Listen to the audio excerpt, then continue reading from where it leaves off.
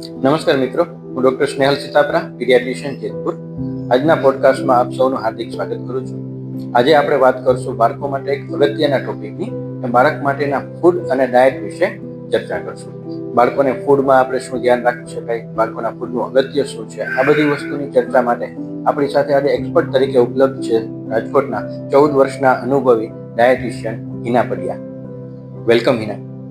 Thank you, sir, for inviting me for this podcast and આપણે હવે food group વિશે પણ જાણીએ.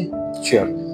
પહેલા આપણે જોઈશું કે કાર્બોહાઈડ્રેટ, જે આપણે મેઇનલી 5 ફૂડ ગ્રુપ છે. એમાં ફર્સ્ટ છે કાર્બોહાઈડ્રેટ, કે જેમાં સિમ્પલ અને કોમ્પ્લેક્સ 2 ટાઈપના કાર્બોહાઈડ્રેટ હોય છે.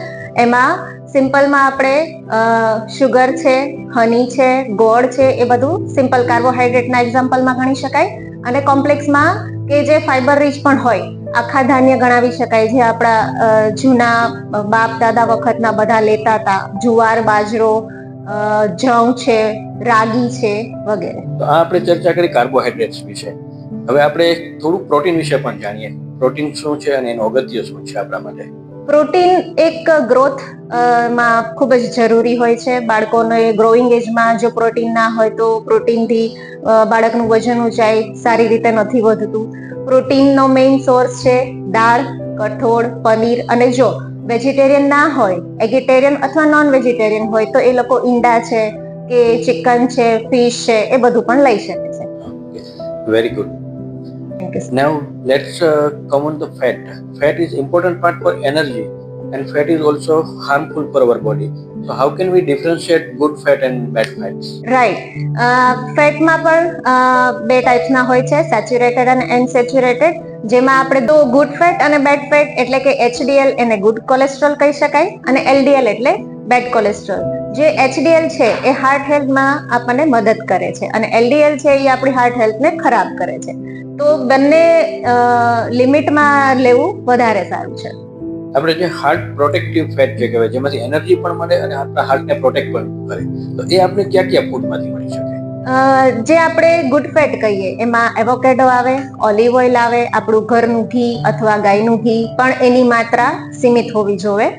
એ સિવાય નટ્સ અને ઓઇલ એ પણ માપમાં લેવા જોઈએ, જે ગુડ ફેટ કહી શકાય. અને બેડ ફેટમાં જે આપણે માખણ છે, માર્ગરીન છે, કે જે મોસ્ટલી ડેરી પ્રોડક્ટમાં યુઝ થતું હોય, અથવા બેકરીમાં જે યુઝ થતું હોય, બ્રેડ બનાવવામાં કે કેક્સ કે કુકીઝમાં, જેનું પ્રમાણ ખૂબ વધારે હોય છે. અને કપાસિયા તેલ છે કે પામોલિન તેલ છે, જે રીહીટ થતા હોય છે અને એમાંથી કાર્સિનોજેનિક ઉત્પન્ન થતા હોય છે, જે LDL કોલેસ્ટ્રોલમાં ગણાવી શકાય. એ બને ત્યાં સુધી આપણે એવોઇડ કરવું. Yes sir. Now let's come on vitamins and minerals. Vitamins અને મિનરલ્સમાં આપણે જોઈએ તો ઘણું બધું આવી જશે. વિટામિન્સમાં વોટર સોલ્યુબલ વિટામિન્સ આવશે અને ફેટ સોલ્યુબલ વિટામિન્સ આવશે. A, D, E, K અને બી કોમ્પ્લેક્સ, વિટામિન C, આ બધા જ વિટામિન્સ કન્સિડર છે. જેમાં મેઇન રોલ વિટામિન A નો આઈઝ માટે હોય છે, જે યલો અને ઓરેન્જ ફ્રૂટ્સ એન્ડ વેજીટેબલ્સ માંથી મળે છે. વિટામિન C ના રિચ સોર્સમાં આપણે જોઈએ તો આમળા છે, લીંબુ છે, ઓરેન્જ, મોસંબી, એ બધા વિટામિન C માં કન્સિડર થશે.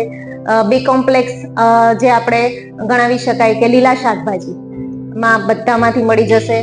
અને જે વિટામિન્સની માત્રા આપણને ઘણી ઓછી હોય છે પણ જરૂરી છે, એમાં આવી જશે વિટામિન D, જે આપણા મસલ્સ માટે, ઇમ્યુનિટી માટે પણ જરૂરી છે, જે તમને બટર અને એગમાંથી અને સનલાઇટમાંથી મળી જશે.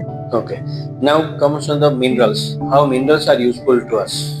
મિનરલ્સ મોસ્ટલી ગ્રોથ એન્ડ ડેવલપમેન્ટમાં બહુ જ જરૂરી છે.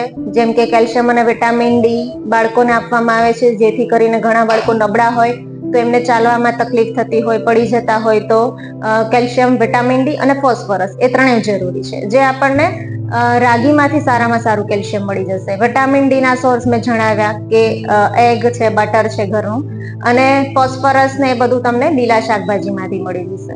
ખૂબ સરસ. ન્યુટ્રિશન અને ડાયટ વિશે ખૂબ સરસ માહિતી આપી આપે. હવે લાસ્ટલી ડાયટિશિયન બીજા હોય, અથવા તો કોઈ પીડિયાટ્રિશિયન, અથવા તો બાળકના માતા પિતા, અથવા તો કોઈ એડલ્ટ પોતાના માટે જો ડાયટ કરવા માંગતું હોય, તો એના માટે કોઈ ખાસ સંદેશ તમે શોર્ટમાં આપવા માંગો છો? ફર્સ્ટ તો આપણે કહી શકાય કે અત્યારે જે ઇઝીલી અવેલેબલ જંક ફૂડ થઈ ગયા છે, જે તમે વન્સ અ મંથ કે એવી રીતે ઘરે બનાવીને તમે લ્યો તો ઇટ્સ ગુડ. બાકી જંક ફૂડ હવે ડે બાય ડે ઓબેસિટીમાં વધારો કરે છે. પ્લસ છોકરાઓની physical activity due to screen ઘણી ઓછી થઈ ગઈ છે, જેના લીધે ઓબેસિટીમાં કન્વર્ટ થઈ જાય છે. તો આપણું ઘરનું જે બેલેન્સ મીલ છે કે જેમાં દાળ, ભાત, શાક, રોટલી, કઠોળ છે, દહીં, છાશ છે, ઘરનું ઘી છે, એ આપણે લઈ શકાય, જે બેલેન્સ મિલમાં કન્સિડર કરીશું. તો અને સાથે ફિઝિકલ એક્ટિવિટી પણ જોશે કે જેના લીધે આપણે ફિટ રહી શકીએ. Very good. આશા રાખીએ કે આપણે આ ઇન્ફોર્મેશન લોકોને ખૂબ કામ આવે અને બધા એને ફોલો કરી અને હેલ્ધી રહે. Thank you sir.